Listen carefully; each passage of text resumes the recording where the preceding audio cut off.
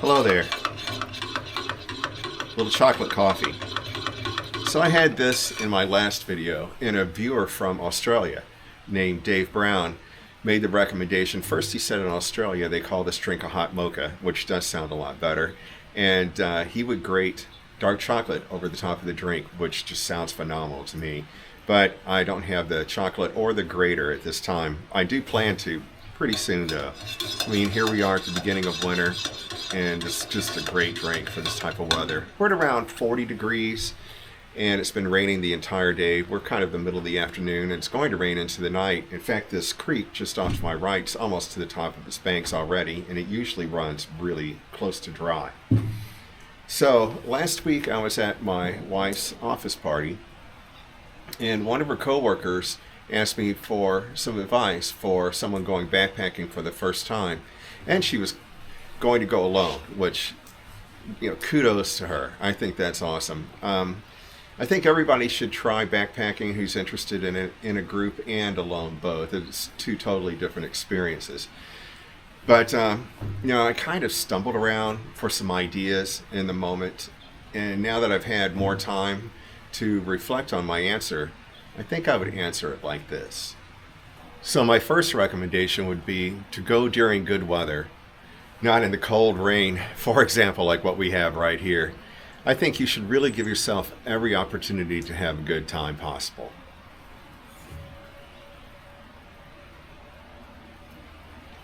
Alright, so I hope you don't mind if I read from my notes. I'm not very good at memorizing something lengthy like this.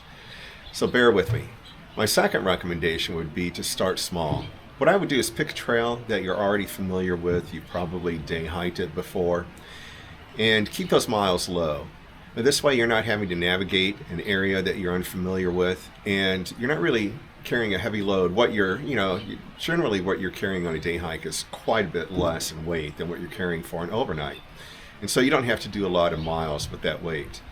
And also, being in a familiar area would just make you that much more comfortable being out there for your first time.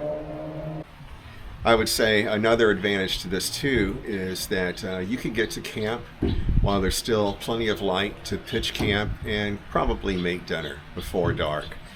And just make it as easy on yourself as you can. Well, I really messed up that second one. I could tell that my short-term memory is just gone. So I'm pretty much going to read this word for word and hope it comes out okay. My next tip is going to be to keep it simple and keep it inexpensive. So just don't spend too much on gear.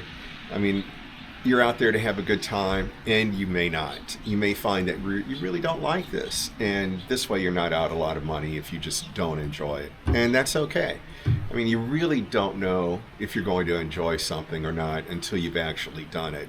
So why make a big investment into it? A couple of recommendations I have to help you out there is use what you already have. Most of us have all the clothing that we're going to need. I hike in sneakers, trail runners usually, and unless the weather's really bad in the winter with a lot of snow or a lot of mud, then I'll hike in some kind of waterproof boot. Not Gore-Tex. I just don't like Gore-Tex. I usually go with leather. That's a personal preference though. And as far as the other gear, I'm not sure. Everybody's going to be in a different situation as to what they may or may not have, but hopefully you know someone that you can borrow gear from. For example, I recommend it to my wife's coworker that I would have plenty of gear for her to borrow for her first few trips out. Why not? And she could try different things that way too, different types of tents or shelters and bags, packs, all of that stuff, and see what you like. This way you're really not having to make that huge investment. Another option is to buy used gear, and there are plenty of outlets out there for used gear. For example, in this area we have a couple of outfitters. Alpine Shop, REI is here. They both sell used gear. I really think that Alpine Shop may rent gear too, and that would be a great option as well.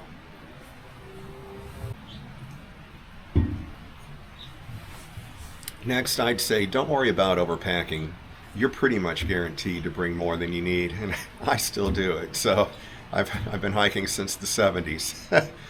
But I'd also, I mean, look at your essentials. Get your essentials together first.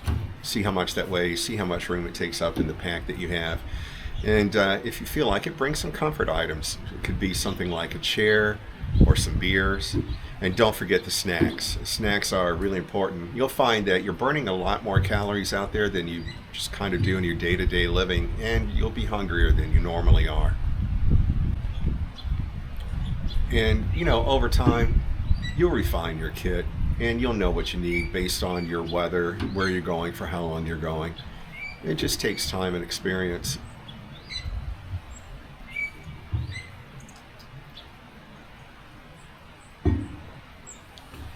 Next, I'd recommend setting up your gear before you go. Maybe do this in your backyard, in your basement, you know, whatever you have available.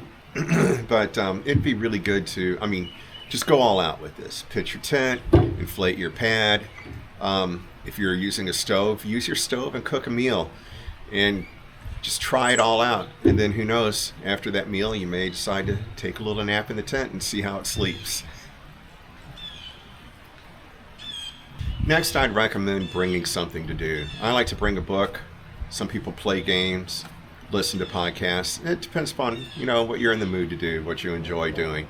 But this helps pass the time, prevents you from being bored or getting too deep in your head. Next, you should be prepared to bail. Always keep this option in the back of your mind. You don't have to prove anything to anybody except yourself. And it's something I've done several times. Next, I'd recommend making a checklist.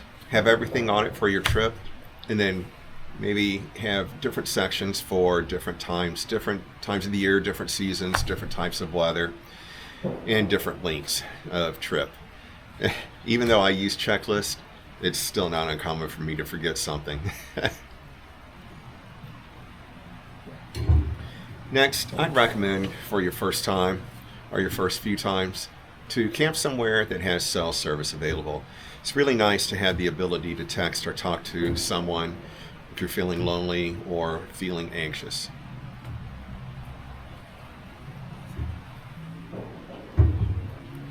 Next, I always try to become familiar with my surroundings around camp, where the trees are, where the bushes are.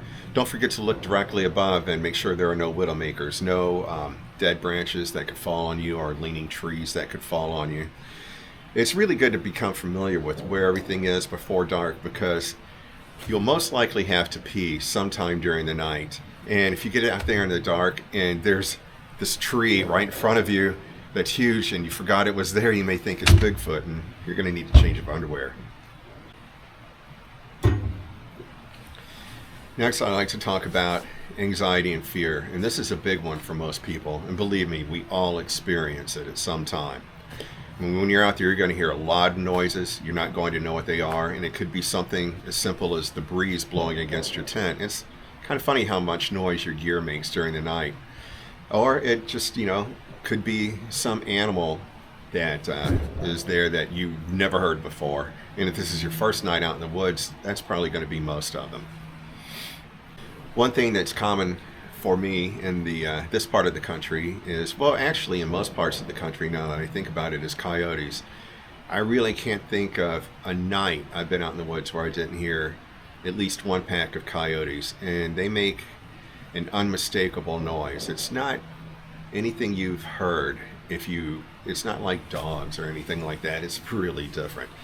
Probably going to have that. One thing I find really annoying is when I get an owl directly above me in a tree, and they are quite loud and make it difficult to sleep. But I would say what I probably encounter the most that scurries around and wakes me up in the middle of the night is mice trying to get into my tent. And those guys make so much noise, it sounds like a bear. I've woken up several times thinking, there's a bear. And it's just a mouse. So what can you do to help alleviate some of this? I would say have a light available, a headlamp or some type of light. And when you shine it on a mouse, it surprisingly doesn't scare them away. So you're going to have to maybe get out of your tent and take care of that yourself. Depending upon what makes you comfortable, really. I always keep a light available. And then I'll usually have pepper spray and a knife, just because I always carry pepper spray and a knife. It's just part of, what I wear every day. Some people feel more comfortable if they have a gun. Whatever makes you comfortable and, removes that anxiety, that's what you should have. And one thing to remember, the more time you spend out in the woods by yourself, the easier it is to do it. And it doesn't take that long before you just kind of ignore those noises. It's like, it's probably in the fall, a lot of, slight breeze, dry leaves blowing around on top of the other leaves, which is a lot of noise. And it sounds like something walking, but it's not. Once I started cowboy camp, just sleeping on the ground, cowboy camping, that really freaked me out for the first few times. There's nothing really secure about being inside of a tent, but it sort of feels secure. You're enclosed, When you're on the ground, you're just totally exposed to everything. But I enjoy it more than being in a tent. It did take some getting used to. That's pretty much it. But I'll probably read this word for word. It's a page and a half. Basically, what I'd like to say in closing is that for me, time alone can sometimes be a struggle. I really think it is for most people. There could be too much going on in my head, or it's something as simple as I'm just bored, or I'm lonely. The loneliness happens quite a bit too. Anyway, the more time I spend in solitude, the easier it is, and the more I enjoy it too. Other things I really enjoy about being out there is I like the challenge, I like the beauty of nature, and I really enjoy the fresh air, especially when it's crisp and you're just sleeping there breathing that cool, crisp, fresh air. Man, it's some good sleep right there.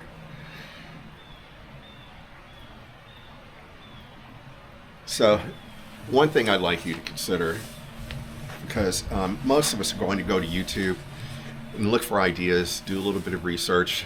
Maybe you could find a video of someone doing the trail and camping where you actually are considering camping. That would be great. But on a video, you're only going to get to see what we want you to see. And it's important for you to remember that. So you're not going to see the bits where we're scared or we're feeling lonely or when we bail. That video is probably not going to be put out. Sorry, I want to really make sure I nail this, because to me this was important to say.